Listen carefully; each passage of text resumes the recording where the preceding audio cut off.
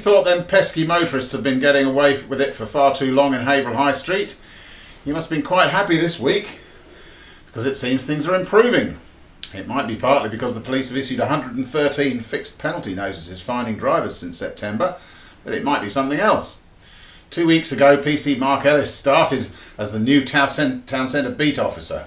He's a big lad, and town councillors and police think the fact that he's been about is making drivers think twice.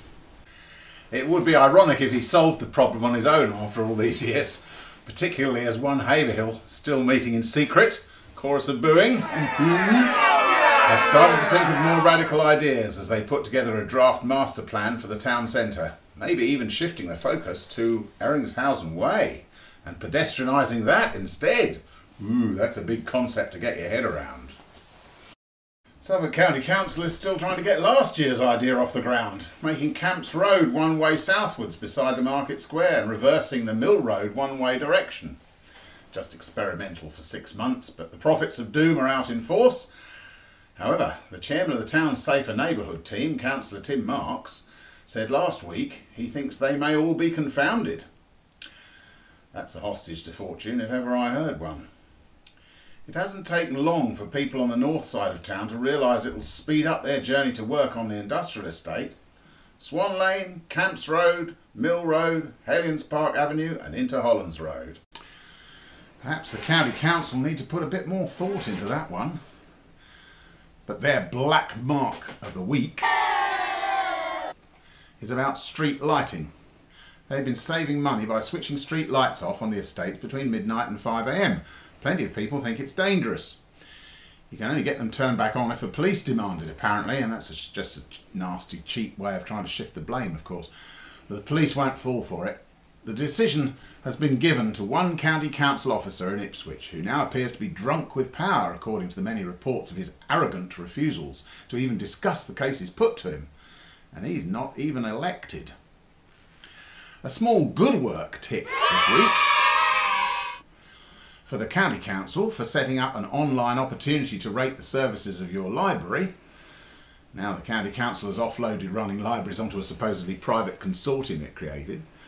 One person who could usefully fill it in is the man who was noticed rough sleeping in the library grounds yesterday between a tree and a wall. He'll be the first person to benefit from a new service set up by St Edmundsbury whereby a homelessness officer will work 2 days a week in Haverhill. She's called Zoe. And Town Clerk Will Austin said last night the Town Council would like to see her there 5 days a week. But 2 days is 2 days more than we've had up to now. So, a good news tick goes to St Ed's for that. It follows on from the rough sleepers discovered on the allotments recently. By all accounts, these included a man with almost no English, despite having been here for 4 years working at Colina. It seems they advertise abroad and make no provision for what happens to people they've recruited when they have to let them go, as they would put it. It lands up in the lap of the police, and a bit like illegal parking, it's a role they could do without. Still, they've had a quiet week on the crime front, and they've stung 3 town shops for selling underage alcohol, but they won't say who. Incidentally, they've released this CCTV of a woman shoplifter. If you recognise her, we'd like to hear from you on the usual 101 or anonymously on Crime Stoppers on 0800 555 111. But as PC Ellis said on Monday in our quote of the week, if parking is all we have to worry about, Haverhill must be a nice place to live.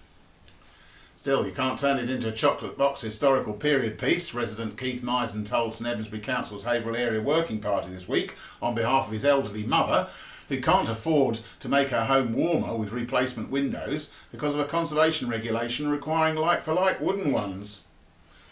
Members agreed, and the regulations will probably be watered down by next year.